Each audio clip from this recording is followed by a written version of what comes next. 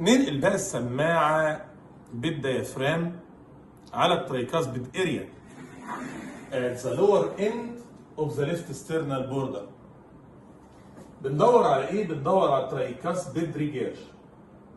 صحيح الترايكاسبيد ستينوزس والدبل ترايكاسبيد بيتسمعوا هنا برضو، بس ما هماش كومن. فانا بحصر اختياراتي في عدد اقل من البدايل واخليه ترايكاسبيد ريجيرج بس. لما يغلب حمارنا يعني نبقى ندور في احتماليه الترايكاسبيد ستينوزس والدبل ترايكاسبيد.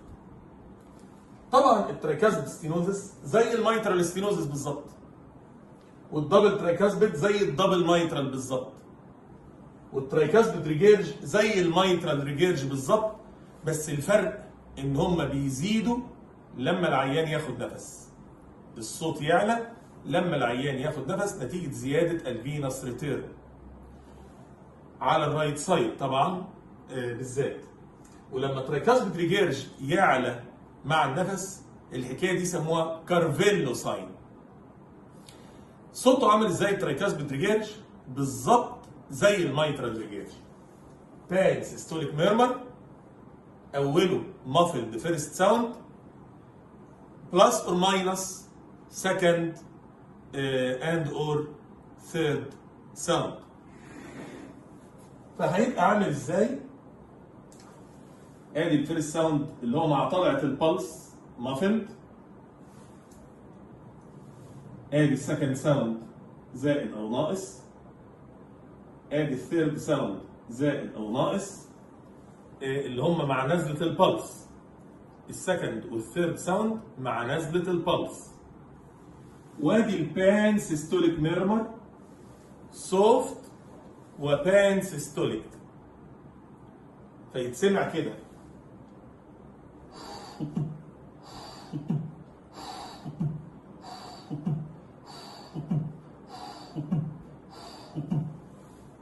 لو السكند والثيرد مش مسموعين هيبقى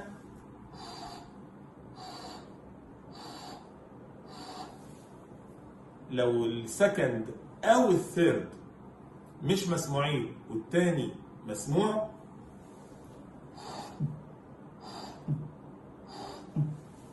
المهم ايه الحاجه اللي موجوده؟ سوفت بان سيستوليك ميرمر وفي اوله مافلد فيرست ساوند،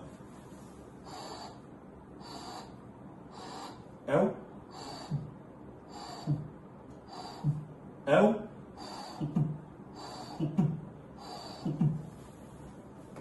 ده الترايكاسبيد ريجيرج. اتاكد بقى ازاي ان هو ترايكاسبيد ريجيرج؟ انه بيزيد مع النفس. يبقى كده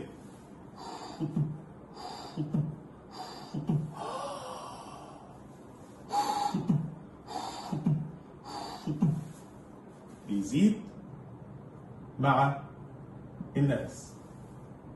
طيب افرض الترايكاسبيد ريجيرج نوت انكريزد مع النفس، افرض انه ما زادش مع النفس. ايه الاحتمالات؟ اول احتمال انه يكون مش ترايكاسبيد ريجيرج، ده يكون بروباجيشن من تشخيصات اخرى بتبقى بان سيستوليك برضه بس في اماكن تانية. بروباجيشن من الميترال ريجيرج. هتقول يا دكتور انت مش قلت الميترال ريجيرج بيبروباجيت الاكزيلا؟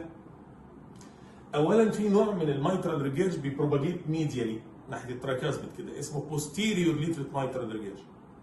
ثانيا الاكزيلا ده المين بروباجيشن، ده اكتر بروباجيشن، هو تاني اعلى انتنستي، لكن ممكن يبروباجيت في اي مكان لو عالي.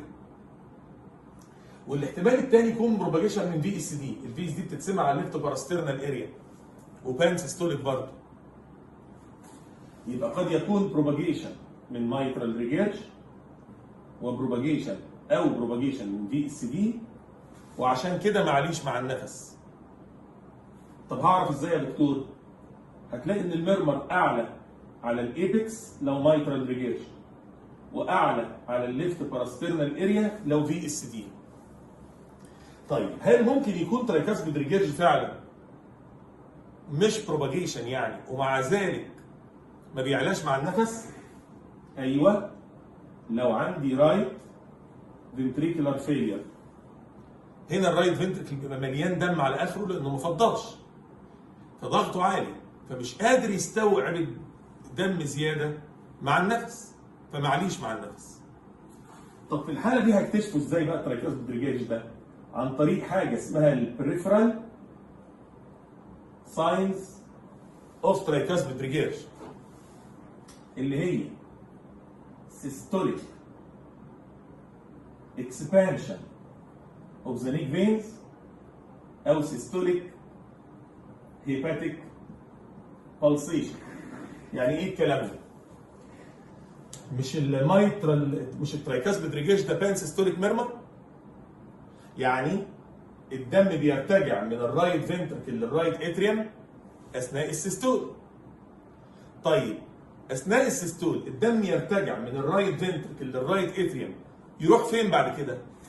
يطلع للسوبيرو فينا كيفا يكسباند النيك فينز، وده اسمه سيستوليك اكسبانشن اوف ذا نيك فينز، وينزل للانفيريور فينا كيفا يكسباند الهيباتيك فينوس درينج، فتلاقي الليفر يبلسيت اثناء السيستول، يتسمى سيستوليك هيباتيك بالسيشن.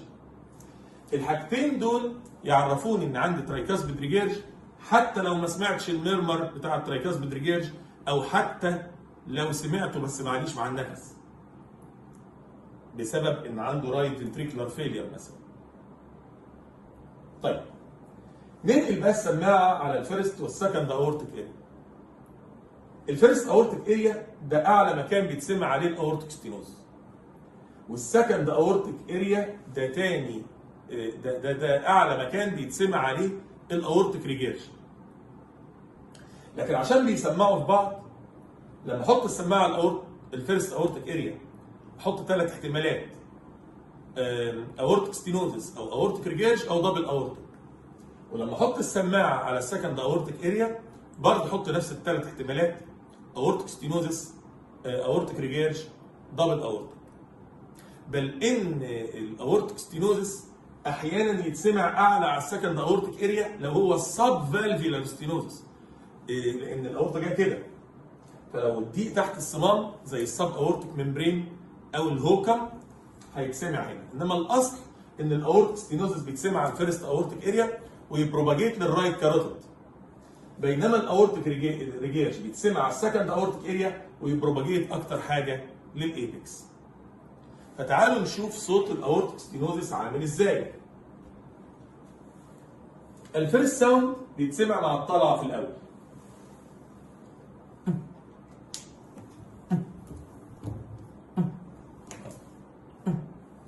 طيب ليه مش عامله عالي؟ وليه مش رسمه كبير؟ لان ده مش مكانه، مكانه على الايبكس والترايكاسبيد، انما احنا هنا على الاورطه. وبعدين اسمع الميرمر هارش وايجكشن ميد سيستوليك، هارش وايجكشن ميد سيستوليك. يعني اسمع كده ما هوش زي البان، ده البان، انما الايجكشن ميد سيستوليك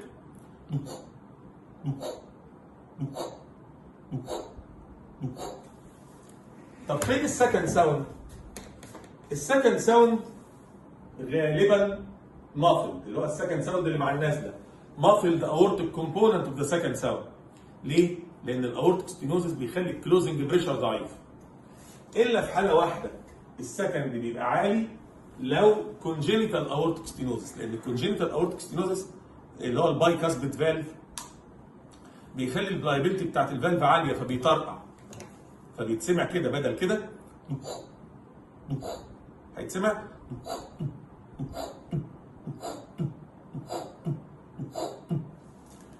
وطالما الفالف بلايبل يبقى اتوقع وهو بيفتح كمان يطرقع ويعمل لي ايجكشن كليك. احنا قلنا الايجكشن كليك تيجي فين؟ اهو ادي الفيرست ساوند، ورا منه الايجكشن كليك مع الطلعه. الفيرست ساوند والايجكشن كليك الاثنين مع الطلعه اهم، ورا منهم الايجكشن سيستوليك ميرمر يبقى على بعض. بس المفاجاه بقى ان الايجكشن كليك احلى مكان تتسمع فيه على الايبكس مش على الفيرست اورتيك. يبقى لو انا عندي اورتيك ستينوز هيبقى صوته عامل كده. لو كونجينيتال هيبقى معاه سكند ساوند في الاخر. ساعتها لو طلعت على الايبكس هسمع قبل المرمر ايجكشن كليك هيبقى انما الاصل في الاورتيك ستينوزس. واحيانا ما اسمعش الفيرست ساوند كويس كمان لان ده مش مكانه. فكتير قوي الاورتيك ستينوزس تسمع المرمر بس. ايجكشن سيستوليك وهارش على A1 ويبروباجيت للاكزيلا. اسف، يبروباجيت للرايت كاروتيد. يبروباجيت للرايت كاروتيد. طيب الاورتيك ريجيرج بقى اعلى مكان ليه السكند اورتيك اريا. ادي الفيرست ساوند مع الطلعه، وادي السكند ساوند مع النازله. يبقى الفيرست والسكند. لزق في السكند مع النازله سوفت ايرلي دايستوليك ميرمر. يعني بدل ما اسمع هسمع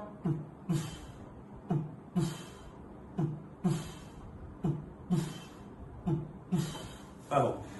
حط السماعه على السكند اورتيك اريا فاسمع كده.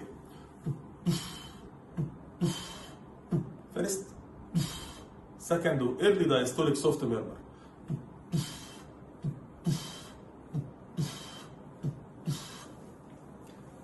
طبعا الميرمر ده بيبروباجيت اكتر حاجه على الايبكس، وربنا بيسهل لي تشخيصه لانه بيبقى ضعيف قوي بحاجه اسمها البريفرال ساينز اوف اورتيك ريجيرج هنتعلمها لاحقا. طب الدبل اورتيك بقى نسمعه ازاي؟ ركب ده على ده. خلي بالكم السكند ساوند في الاورتيك ريجيرج بيبقى نورمال، الا لو سيفير بيبقى مافلد. يبقى السكند ساوند يا نورمال يا مافلد لو سيفير اورتيك ريجيرج. ركب بقى الاستينوس على الريجيرج يطلع لي الدبل اورتيك. فيرست نورمال مع فيرست نورمال يساوي فيرست نورمال. سكند ممكن يبقى مافلد مع سكند ممكن يبقى مافلد فيبقى السكند مافلد. هارش ايجكشن سيستوليك مع ولا حاجه يبقى هارش ايجكشن سيستوليك. سوفت ايرلي دايستوليك مع ولا حاجه يبقى سوفت ايرلي دايستوليك. ركب الاثنين على بعض يبقى هارش ايجكشن مع الطلعه ده الاستينوزس، وسوفت دايستوليك مع النازله ده الريجيرج. فيتسمعوا كده.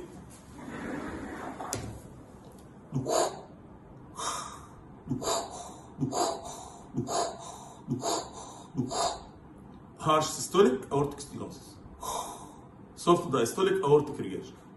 لو نقلت السماعه على A2 الاستينوزس هيوطى شويه والريجيرج هيعلى شويه. الاستينوز هيوطى شويه لان ده مش مكانه، والريجيرج هيعلى شويه لان ده مكانه، بس يفضل الاستينوزس اعلى من الريجيرج. يعني هنا اما لو لقيت الاستينوزس اوطى من الريجيرج يعني كده يبقى الاستينوزس ده مش استينوزس حقيقي، ده فانكشنال ريلاتيف، لان الكميه اللي رجعت الكبيره قوي في الاورتيك ريجيرج بتضاف الى الفيلنج الطبيعي. فالستروك فوليوم بيبقى كتير، فالاورتيك فالف نسبيا بيبقى ضيق، لكن هو مش ضيق بجد. العين عنده بيور اورتيك ريجيرج ولكن سيفير، فعمل حاجه اسمها ريلاتيف اورتيك ستينوزس او فانكشنال اورتيك ستينوزس. ده بيتسمع بالظبط زي الدبل اورتيك، بس الاستينوزس هيبقى اوطى من الريجيرج. يعني بدل ما اسمع هسمع خلاص كده اهو. ولذلك الاستينوزس اللي بيجي في حاله الدبل اورتيك ساعات يبقى ايه؟ سوفت وضعيف قوي كده لو ما هواش ستينوزس حقيقي، لو هو فانكشنال ستينوزس، ودي علامه سيفيريتي للاورتيك ريجيرج مش تشخيص. يعني لو ما قلتوش مش مهم، زي ما الاس 3 كده علامه سيفيريتي للمايترال ريجيرج والترايكاسميك ريجيرج. يعني لو ما قلتوش مش مهم. طيب لو سمعت حاجه غير الثلاثه دول على الفيرست والسكند اورتيك اريا يبقى ده بروباجيشن. او لو سمعت فيرست وسكند قد يكونوا نورمال وقد يكونوا مافلد نتيجه ان العيان اوبيز ولا حاجه. كل اصوات البيز خلي بالنا ان اللي بيتسمع على البلمونري زي اللي بيتسمع على الاورطه بالظبط، بس بيعلى مع النفس، اللي هم البلمونري ستينوز، بالمونري جيرج، دبل بالمونري. كل الاصوات بتاعت الاورطه والبلمونري دول بتعلى مع الليننج فورورد. يعني ايه؟ يعني لو العيان مال لقدام كده المرمر يعلى، المرمر يعلى، يبقى الابيكال ميرمر بتزيد في الليفت لاترال بوزيشن، والبيزال ميرمر بتزيد في الليننج فورورد بوزيشن. هنقل بقى على البلمونري اريا. البلمونري اريا ممكن نسمع عليها بالمونري ستينوزس او بالمونري جيرج او دبل بالمونري زي بتوع الاورطه بالظبط، بس بيعلوا مع النفس. لكن دول حاجات مش كومن قوي تنزل لك، انما اهم حاجه تنزل لك فعلا هي البلمونري هايبرتنشن. البلمونري هايبرتنشن بعرفه ازاي؟ ان السكند ساوند عالي على البلمونري اكتر ما هو عالي على الاورطه. فاولا عالي، ثانيا اعلى من اللي على الاورطه. ساعتها اقول ده accentuated pulmonary component of the second sound. يعني اسمع كده، سماعه على البلمونري وعلى الكاروتيد اهو. مين اللي عالي؟ اللي مع النازله. عالي فين؟ على البلمونري اريا. طب لو نقلت السماعه على الاورتيك اريا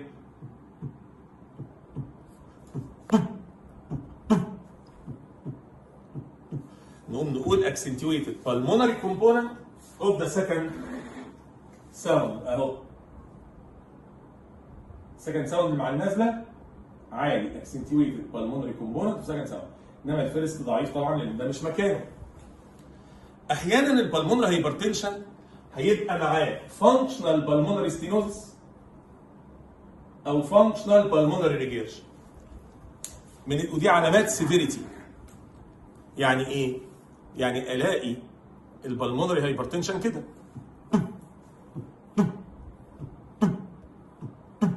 ممكن اسمع قبل منه فانكشنال بالمونري ستينوزس عامل زي الفانكشنال اورتيك ستينوزس بالظبط، ايجكشن سيستوليك بس خفيف. وساعات اسمع بالمونري ريجيرش عشان البلمونري هايبرتنشن بيدايليت البلمونري رينج، فاسمعه زي الاورتيك ريجيرش بالظبط، سوفت وايرلي دايستوليك. يعني بدل اسمع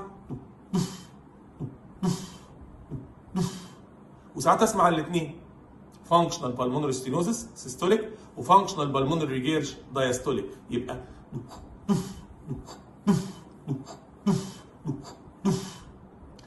كل ده ملوش قيمه تشخيصيه الا اذا كان السكند ساوند عالي عشان يعرفني ان ده بالمونري هايبرتنشن.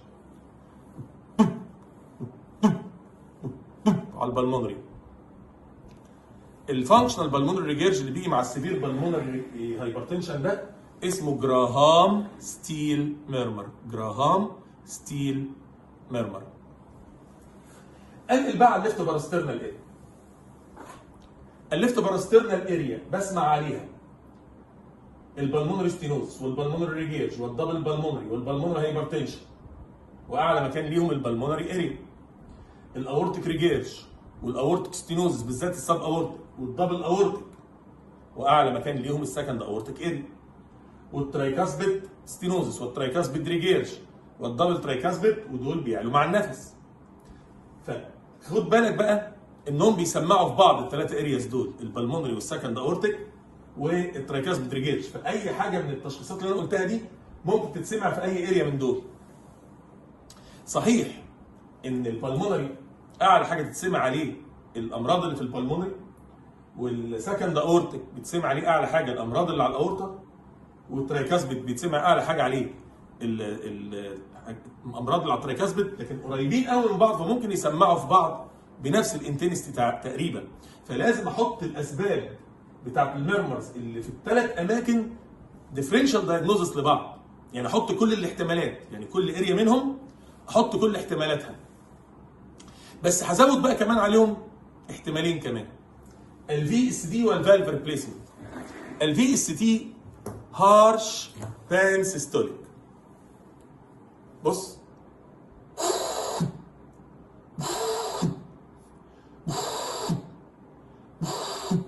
ده الفي اس دي، ويبروباجيت كونسنتريك يعني من جوه لبره كده. ده الفي اس دي.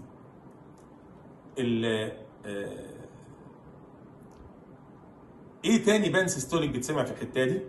البروباجيشن بتاع الترايكاسبيد ريجير، بس ده بيعلى مع النفس ومعاه بريفرال ساينز. والبروباجيشن بتاع الميترال ريجير بالذات لو بوستيريور ليفلت بيسمع على جوه. بس الفيز دي ميزوا عنهم انه هارش. طيب الحاجه اللي بعد كده اللي هي الفالف ريبليسمنت. لو واحد مغير صمام مترالي بنشيل الميترال فالف نرميه ونحط مكان منه صمام حديد.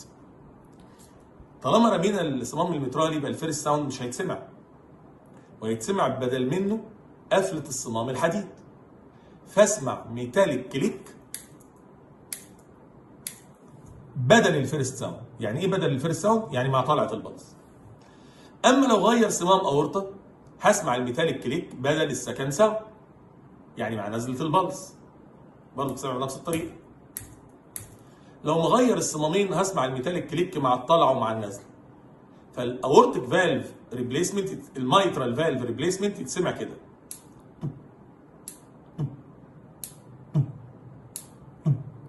اما الاورتيك فالف ريبليسمنت يتسمع كده.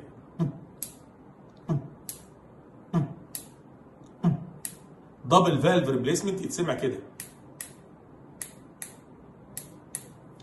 بس لازم يكون في سكار يدل انه مغير الصمام، وده لازم تعرف انه بيتسمع على الليفت باراسترنال اريا. اعلى مكان ليه الليفت باراسترنال اريا، مش الميترال على الايبكس والاورتيك على الاورت، لا بيتسمعوا اعلى حاجه على الليفت باراسترنال اريا. يبروباجيت بقى على الايبكس ويبروباجيت على الاورتيك اريا، بس ما يبقاش اعلى انتنستي ليه. يبانوا كده كانهم اكسنتويتد ساوندز.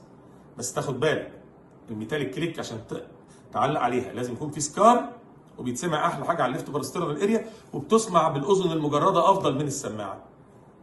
اهو ادي البي اس دي هارش بان سيستوليك. هارش بان سيستوليك. وادي الفالف ريبليسمنت ميتاليك كليك، مع الطلع يبقى مغير ميترالي، مع النازله يبقى مغير اورطه. سمعت حاجه بقى غير الحاجات دي على الليفت باراسترنال اريا، يعني حاجات البلمونري وحاجات السكند اورتيك وحواليها جهاز الترايكاسبيد والفي اس دي والفالف ريبليسمنت، يبقى ده بروباجيشن من حته ثانيه، من مايترال او من اورطه. ده الاوسكالتيشن. ممكن بقى يا دكتور تراجع لنا الاوسكالتيشن على بعضه؟ مايترال ستينوزس على الايبكس ومالوش بروباجيشن.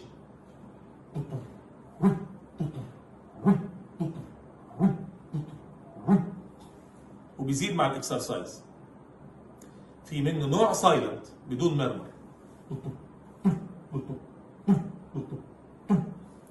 اهم اسبابه الاسوشيتد مايترال ريجيرج، يعني الدبل مايترال، والفيري مايلد مايترال ستينوزس، والفيري تايت مايترال ستينوزس، ووجود الاي اف. في حاله وجود الاي اف هيتسمع سايلنت وإريجولار.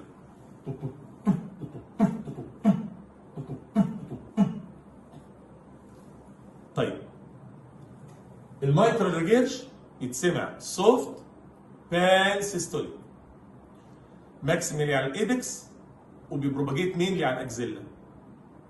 اوله مافلد فيرست واخره سكند وثيرد مع النازله بلس اور ماينس.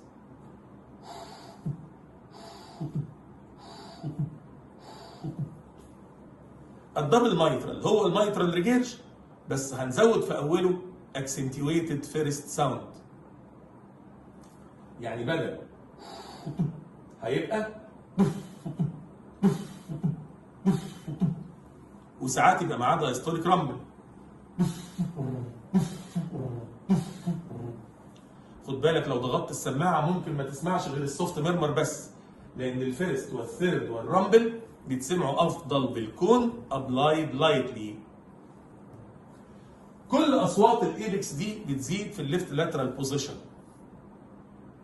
ولو اي واحده منهم معاها اي اف هتلاقي الريزم irregular والفيرست فاريبل بيعلى ويوطى. والبري سيستوليك اكسنتويشن بتاع المايترال ستينوزس تختفي، ولو في اس 3 يروح ويجي.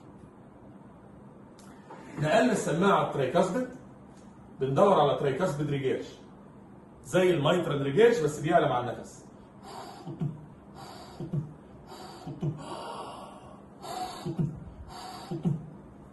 لو معليش مع النفس ادور على سيستوليك اكسبانشن اوف ذا نيك فينز وسيستوليك هيباتيك بالسيشن. لقيتهم يبقى ترايكاسبيد ريجيرج برضه رغم انه معليش مع النفس. ما لقيتهمش يبقى ده غالبا بروباجيتد من مايترال ريجيرج، ساعتها هيبقى اعلى على الايركس، او من في اس دي ساعتها هيبقى اعلى على الليفت باراسترنال اريا. الاورتيك ستينوزس بيتسمع على الفيرست اورتيك اريا ويبروباجيت للرايت كاروتيد، وده هارش ايجكشن سيستوليك.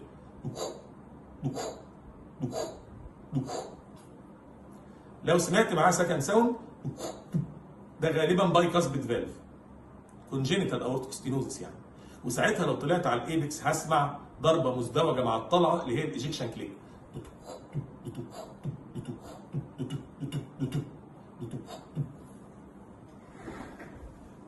الاورتيك ريجيرج بيتسمع اكتر حاجه على السكند اورتيك اريا، وده سوفت ايرلي دايستوليك.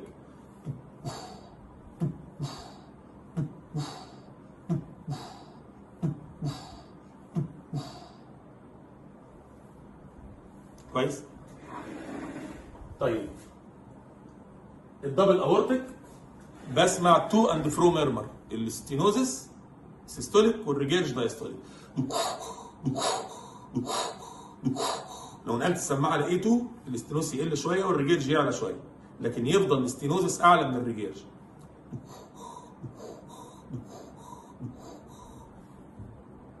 لو لقيت الاستينوزس اوطى من الريجيرج ده غالبا فانكشنال ملوش قيمه، علامه سيفيريتي بس، لكن هو بيور اورتيك ريجيرج. ده بيور ريجيرج مع فانكشنال ستينوز، يعني بيور ريجيرج مش دبل اورتيك. الدبل اورتيك لازم الاستينوز يبقى اعلى. في حاجه اسمها البريفرال ساينس باورتيك ريجيرج بتسهل تشخيص الاورتيك ريجيرج. لو نقلت بقى السماعه على البلمونري بدور بس على بالمونري هايبرتنشن اللي هو اكسنتويتد بالمونري كومبوننت اوف سكند ساوند مع النزله عشان اقول عليه سكند، والاقيه اعلى منه على الاورطه عشان اقول accentuated pulmonary component of second sound.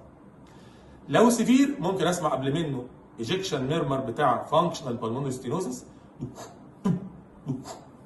وده مع الطلعه طبعا، او بعد منه early diastolic soft murmur اللي هو functional pulmonary regurg وده يتسمى جراهام ستيل ميرمر، او الاثنين. على الليفت باراسترنال اريا ممكن اسمع في اس دي بان سيستوليك هارش،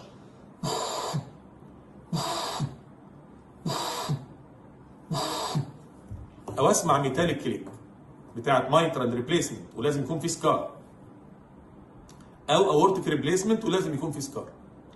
مع الطلعه مايترال فالف ريبليسمنت، مع النزله اورتيك فالف ريبليسمنت. طلع نازله يبقى دبل فالف ريبليسمنت.